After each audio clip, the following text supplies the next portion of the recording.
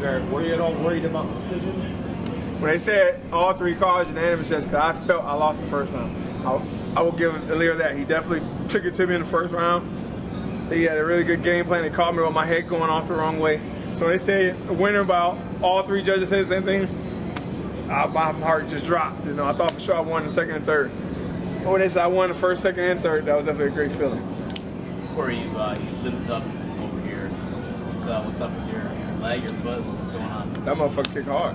Excuse my language, mama. I forgot. Every time I cuss, my mom get mad at me. But yeah, he kicks hard. You know, those leg kicks. He wasn't kicking in the leg. Like, no, he's doing those calf kicks you hear about. That was my first time ever getting calf kicked, and I don't want to get calf kicked again. Put it that way.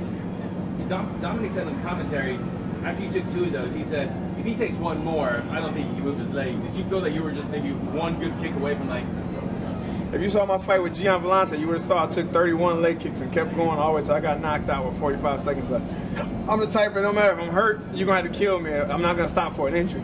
You know, I would have faked it till I made it. And, you know, if he would have got me, that would have been it. But it wouldn't have been because of my leg. He would have never knew I was hurt from that. He hit you with some bombs. I mean, he knocked out your mouth guard, it looks like, as well. I mean, were any of those shots that, you know, maybe she started from? The uppercut. That uppercut, when he knocked my mouthpiece out, he did catch me.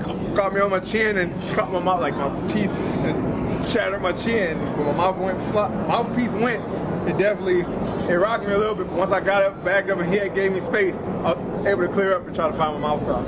What was the change between the first and second round? Because it truly seemed like a very noticeable shift. Because of that uppercut. You know, I realized he was waiting for me to take my head off. Everything he was throwing was a rear uppercut or with the right hand. He was either going rear uppercut or a rear short hook trying to catch my head because he knows I shoot with my head to the right, which is great for him and his coaches. He figured it out. He stopped my shots that way. He came with uppercuts and hooks. I don't know why I can't get these hiccups. I'm sorry. But when I realized that he was catching that, it was like no more head off. You know, we just got to stand and bang, and hopefully if I get the takedown, it's going to be because he over punches and I level change and get underneath him. So where does this push you in the division? You beat the TV, number 5, I believe. Where are you? Where are you now? You would think I'd at least go number 5, but we never know. Last time I beat the number 3 ranked guy and they put me at 6. Now I'm ranked 10th and I haven't even lost. You know, it's kind of weird. They don't respect me. I guess it's because I'm not knocking guys out, I'm not choking guys out, whatever it is, but I'm winning. You say they don't respect you? I don't know who's in charge of the rankings, but whoever's in charge of the ranking, y'all don't respect me. You know, whether it's a UFC, whether it's some no Joes, some average Joes, whatever it is, if it's you guys, whoever, when you here, hey, you can keep dissing me. I'm still here. 13 fights deep in 4 years. I got just as many. The only person that have more fights than me in the 205 division is John Jones and OSP. And everybody else has been in the UFC for 8 and 7 years, and I've only been here 4 years, and I got 13 fights. I'm now 9-4. I've never turned down a fight. They called me on 2 weeks' notice to fight Jan Blachowicz. I took that. They called me on a week notice to fight Fabio Maldonado on my 3rd fight. I took that. Anytime my manager called me, I say, send me a contract. You know, and they keep dogging me out because I'm not getting finishes. That's okay. And if people say, oh, Corey is 2-2 in his last 4 fights or whatever. Corey also fought 4 times in the last year when it was the who gonna get the title shot. Gustafsson fought 4 times in the last 5 years. You know, people don't think about that stuff. I got 14 or 13 fights now in 4 years. These guys have been fighting 7 years and don't have that many fights. You know, I'm fighting consistently. I'm in the gym at all times. Dana White called me when I healed up and said, yo, it's an opportunity.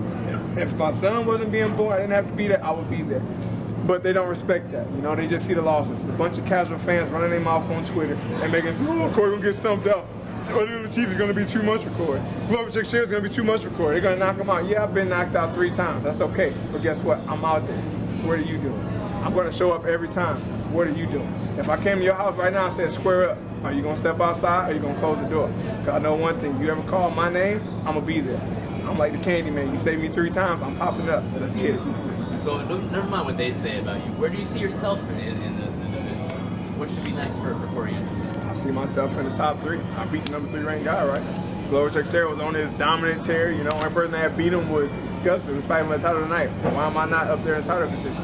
He finished him in the 4th or in the 5th round. You know, I dominated him for 3 rounds. It wasn't even close. I never was even hurt in that fight. So why am I like it? Why don't Corey get the respect that Glover and all these guys get? Because Gustafsson had one of the best fights with John Jones. It is what it is. Like I told my wife, I can't fight the people that's controlling the rankings and my opponents. I can only worry about us and getting this fight. We're pretty vocal on Instagram or Twitter, maybe both, when the location change was first announced a few days ago. Now that the week is kind of behind us, did it play a part? Did it affect anything at all? Only thing it affected, it messed up one of my weight cut workouts. You know, I was scheduled to be in the PI from 8 to 9 or something like that. They told us ahead of time, schedule your time in the PI as soon as you can. It's good. You got first come, first serve, you know, like it always does. So I did that weeks ahead. When it was time for me to go, I get a call from the PI saying, Corey, John Jones just called and said he want to come in at 8:30, so you're not allowed in the building. What kind of bullshit is that? We're all UFC fighters, right? Well, you can come in, you can work in the cardio room, but you can't go upstairs. Well, I need the ring, I need to work out. I got a fight coming up too. And I'm the type, I do not curse at other adults, you know, I don't go off on anybody. I'm pretty cool, calm, collected. But that was the first time in my career I've ever went off on a UFC employee. And my wife was very upset with me, but that's okay. It bothered me that they treated me like that, you know? You had an appointment already? Yes, I had an appointment. I did everything like we're supposed to. Weigh in, they say first come, first serve. I got down there. I'm on my way to the scale. John Jones is coming in the building. Guess what? Who's on the scale first? John Jones. How does that work? First come, first serve.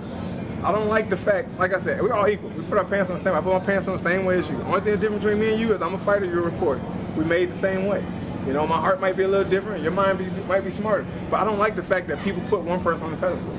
You know? Which day was that? Was that earlier this week? At the PI? This is in Vegas, before we left Vegas. I was like Wednesday or whatever. Okay. You know, I'm strict to a schedule. My training schedule, if I got something set, that's where I am. I tell my coaches, my wife, no, you come to my house every day, I got 3 bags, I train 3 times a day, set up at the door, ready to go. My meals, my shakes, everything ready to go. When they did that, it kind of threw me off. I don't like being the person that's like in the blind trying to figure out what's next. I like to have a schedule set, and the fact they did that, it's kind of, that let me know, like, they really don't, if you're not one of these top guys selling tickets, it really doesn't matter. You know, you whatever happens. And like I said, I can't do nothing about it. So my wife, no matter how much I bitch, no matter how much I'm on, what I say, it's not going to change. Unless I go out there and beat John Jones and I'm that dominant guy, it's really not going to change. So my opinion really doesn't matter. But I'm the type, I'm going to vocalize what I feel. If I get punished for it, if they cut me, if something happens, I get penalized and Dana White is upset, my manager's mad, whatever, it is what it is. But I know at the end of the day, Corey said what he was going to say. I'm not going to bite my tongue and I'm not going to speak what somebody wants me to say, because that's not how I was raised. My parents told me, you say what's right, you do what's right, and you say what you feel. Never bite your tongue if you feel something's wrong. I'm not going to bite my tongue. Corey, in this fight with Ilya Latifi, were there any surprises for you? No. He did exactly what I expected him to do. You know, I knew he was going to gas out if I make a miss. I knew he was going to throw heavy shots when I missed. I knew he was going to counter my jabs. I knew. The only thing that did surprise me, I was surprised the fact that he was throwing uppercuts and hooks with his right hand. Usually in this fight, he's throwing straight shots, overhands, and big hooks up top. I've never seen him throw uppercuts and hooks low. That was the only thing that caught me off guard. But once I realized he was doing that, everything else was to the key what we studied. What do you make of this fight between Alexander Gustafsson and John Jones?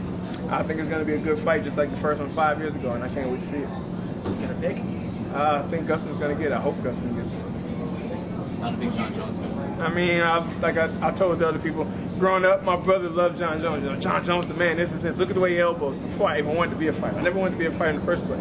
This is college wrestling. If you got that mentality John Jones had when he stepped in that cage, nobody beat you on the mat. You know, growing up, like I told you, it's kind of hard when you're a kid or younger and you're looking up to somebody. It's like, damn, that man's amazing. Like, I can't wait to one day be able to do like he do. And then you get to the point and you actually get to see that person in action, and you know you're at the same stage as him, and you realize this person that I looked up to growing up is not what I thought it was. It kind of hurts, you know? Especially with my brother. My brother's my hero. You know, my brother, everything my brother said, I honored that. And he told me to study John Jones. My dad said study John Jones. We watched a film. I still study his film, because you can't take away from what he does. He's one of the greatest to do it. I'm not going to take that from him. But if you're that great, why do you feel you need to take a drug or something to get ahead of the game? If you're that good, let's see what you got naturally. Can we see if you got it? You know, we'll never know how good he is, because every time now this is size wrong, something pops up. And they'll try to say, oh, it wasn't from this fight. I don't believe it. It is what it is. There was some controversy on the first fight. Who'd you think won the first fight? Oh, with them, to be honest, I didn't even get to watch the whole fight. I never watched it straight through. But when you watch the highlights and whatnot, I do feel Gustafsson won it. You know, I watched it, but I never sat there like fully locked in, studying, taking notes like I do with my fights. You know, I take notes and I could go back and count punches and kicks, this and this. I never really got to do that with that fight. It was just so intense. I'm always into it, but I had to go back and count punches and stuff to say. You were saying something about my brother. Final question, Corey. Well, final question. Who else got something? Okay. Thank you very much. Thank you, guys. Thank you. Appreciate it.